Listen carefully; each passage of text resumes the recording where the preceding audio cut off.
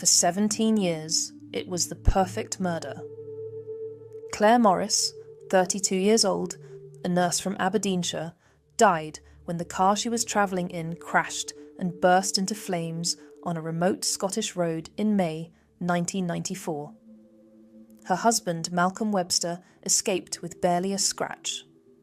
At the funeral, Claire's brother Peter held Malcolm's hand as they both wept. Peter was convinced they were grieving together. He had lost his sister. Malcolm had lost his wife. Or so it seemed. What Peter didn't know was that he was holding the hand of his sister's murderer. Malcolm John Webster was born on the 18th of April, 1959 in Wandsworth, London. His father, Alexander Webster, was a detective chief superintendent in the Metropolitan Police, heading up the fraud squad. His mother, Odette Blewett, had been a nurse. From the outside, it looked like a respectable family. But from childhood, Malcolm showed concerning behaviours. He would pretend to faint for attention. He started fires, earning himself the nickname Pyro amongst those who knew him. As a teenager, he told people he had cancer. He was fabricating illnesses, seeking sympathy, manipulating those around him. Malcolm left school at 15 with no qualifications. He drifted through jobs: nurse, bin man, driver, office clerk. He had a favourite saying that perhaps revealed more than he intended. Why work hard yourself when someone could be doing it for you? In 1989, at the age of 30, Malcolm got a job at Tawam Hospital in Abu Dhabi, working on the children's ward. Within 6 months, 3 children under the age of 6 died of cardiac failure whilst under his care. Cardiac failure in children that young is highly unusual. A former colleague, Beth Brown, would later state that supervisors discovered Webster had been injecting himself with insulin. They formed the opinion that he had killed the children with insulin injections. There was insufficient evidence for a police investigation.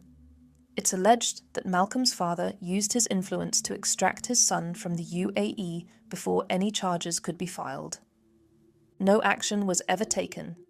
The theory amongst some investigators would later be that Webster had used these children as guinea pigs, testing doses for future crimes. Malcolm returned to the UK, and in 1991, whilst working at Aberdeen Royal Infirmary, he met Claire Morris. Claire was 32 years old, also a nurse, from Old Meldrum in Aberdeenshire. Her brother Peter's first impression of Malcolm was that he seemed cheeky and roguish, intelligent, pleasant, and caring. Claire was besotted with him, but her mother, Betty, sensed something was wrong. She found him strange. There was something about Malcolm Webster that didn't sit right. On 3rd September 1993, Malcolm and Claire married. Almost immediately, Claire's health began to deteriorate rapidly. She became tired. She couldn't concentrate. She became entirely reliant on Malcolm for her daily care and well-being. What Claire didn't know was that her husband was drugging her with temazepam, a benzodiazepine sedative. Just the day before she died, Claire told her friend Leslie Roberts, "I'm not right. I'm tired and I can't concentrate." A few weeks before that, Malcolm had staged what appeared to be a practice run. He'd driven their car into a ditch, testing how it would look, how it would feel. On the 27th of May, 1994, just 8 months after their wedding, Malcolm put his plan into action. The location was the Auchenhoove to Tarvis Road in Mill of Kingoody Borty, Aberdeenshire. A remote stretch of road. Quiet, isolated. Malcolm drugged Claire with temazepam until she was unconscious. He drove to this remote location and parked the car near a tree. Then he set the vehicle on fire with Claire still in the passenger seat. An off-duty policeman happened upon the scene and stopped to help. Malcolm told him there was no one else in the car. He said it again. Twice he assured the officer that he was alone. The car exploded. Claire Morris burned to death. Malcolm was taken to hospital. Tests were conducted. His pulse was normal, His heart rate was normal. His blood pressure was normal. Everything was textbook normal for someone who had supposedly just survived a horrific crash. The hospital was satisfied that he was completely uninjured, but Malcolm claimed he had been hurt. At Claire's funeral, he wore a neck brace. He stood beside Peter, Claire's brother, both men with tears streaming down their faces. Peter held Malcolm's hand tightly. He would later recall, "He was actually squeezing my hand."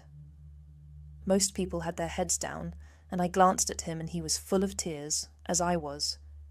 And that convinced me up until 3 years ago that he had lost his wife in an accident. In reality, I was holding the hand of her murderer. The police investigation noted some suspicious elements. There were no skid marks at the scene. There was no crash damage on the vehicle. The car had been travelling slowly. Derek MacDonald, a firefighter who attended the scene, said, "We all thought it was a bit hooky." There was no sign of violence to the vehicle. For a car to be stopped or parked and burst into flames does not occur. Claire's friend Leslie Roberts also had concerns. She'd gone to Malcolm and Claire's cottage immediately after the crash to collect some of Malcolm's belongings to take to him at the hospital. On the table, she saw epilepsy drugs. Neither Claire nor Malcolm had epilepsy. She was suspicious. She knew something wasn't right. At the funeral, Malcolm sobbed and seemed upset, but Leslie couldn't shake the feeling he'd had a hand in Claire's death. Leslie told the police her fears. They were dismissed. One officer did investigate in his spare time. He had concerns. Claire had not been able to escape. The car had been travelling slowly. There was an absence of skid marks, but the death was ruled accidental. Malcolm Webster claimed over $200,000 from insurance policies. Within 6 months, he'd spent the entire amount. He bought a Land Rover Discovery. He bought a yacht. He spent money on gifts for other women he was pursuing. The perfect murder. Or so it seemed. In 1996, Malcolm met Felicity Drum. She was an oncology nurse from Auckland, New Zealand. They met in Saudi Arabia, where both were working. She found him attentive and entertaining. On the 26th of April, 1997, they married. Their honeymoon was spent at Cook's Beach on the Coromandel Peninsula in New Zealand. On the first night, Malcolm made Felicity a cup of tea. What happened next was extraordinary. Felicity would later testify, "It was 36 hours before I woke up again." I had no explanation for it. Malcolm is all about control. There was another incident during the honeymoon. After Malcolm bought breakfast one morning, Felicity experienced double vision and felt unwell. She slept for 18 hours. The drugging continued throughout their marriage and throughout Felicity's pregnancy. Food tasted acrid and bitter. She experienced double vision. She felt drunk. She needed help to walk. Blood tests showed liver abnormalities. Malcolm was drugging Felicity throughout her pregnancy to the danger of her life and the well-being of her unborn child. Their son Edward was born in November 1998. Edward suffered from severe eczema that cleared up within weeks after Malcolm left the family. It's believed the baby had been exposed to the drugs whilst in utero. During their marriage, there were 3 house fires. In September 1997, a fire at their cottage in Line of Skane, Scotland. In January 1999, a fire at a property they were intending to buy in Bayswater, Auckland. Another fire at Felicity's parents' home in Takapuna. Malcolm had added his name to Felicity's bank account. Nearly all of the 140,000 New Zealand dollars she had saved, which is around 80,000 US dollars, vanished. He told her he had cancer. He told her he had heart problems. All lies. He also took out insurance policies on Felicity's life. 9 separate policies, worth approximately $750,000. The deadline for payment on a house they were buying in Auckland was the 12th of February, 1999. Malcolm had been making excuses about why his money hadn't been transferred from Scotland to pay for it. That morning, they drove to the bank together. Malcolm was at the wheel of Felicity's Honda Accord. Suddenly, he claimed there was something wrong with the steering wheel. The car swerved across 2 lanes of the motorway, accelerating to 60 miles per hour, veering towards a power pole. Felicity grabbed the steering wheel. She found that it worked perfectly. The car ended up in a ditch. Webster immediately jumped out and opened the boot. Inside were newspapers and petrol. He screamed at Felicity repeatedly to stay in the car. She refused. She got out and phoned her lawyer to drive her to the bank. Malcolm feigned a heart attack. While he was at the hospital, he cleaned out their joint bank account. 1 week later, there was a second murder attempt. Malcolm and Felicity took a trip to a rural area north of Auckland. Felicity was driving. She drank from a water bottle. The next thing she remembered was waking up in the passenger seat in a forest when her phone rang. That phone call saved her life. When Malcolm returned to the car, he was furious. "What the hell are you doing awake?" he demanded. Police later found petrol, wood, and newspapers in the boot. Felicity's father, Edward, discovered 9 forged insurance policies on Felicity's life. When Felicity confronted Malcolm about trying to kill her, his response was chilling. "You would have died happy." Felicity went to Takapuna police station and made a formal statement. Hair testing confirmed she had been drugged throughout her pregnancy. Malcolm fled New Zealand before charges could be filed. He took over $390,000 of Felicity's money with him, leaving her with just $12 in her bank account. In July 2000, 4 arrest warrants were issued in New Zealand for Malcolm Webster. 2 for arson, 1 for administering drugs, 1 for disabling a victim. New Zealand police tried for years to get Scottish police to arrest him.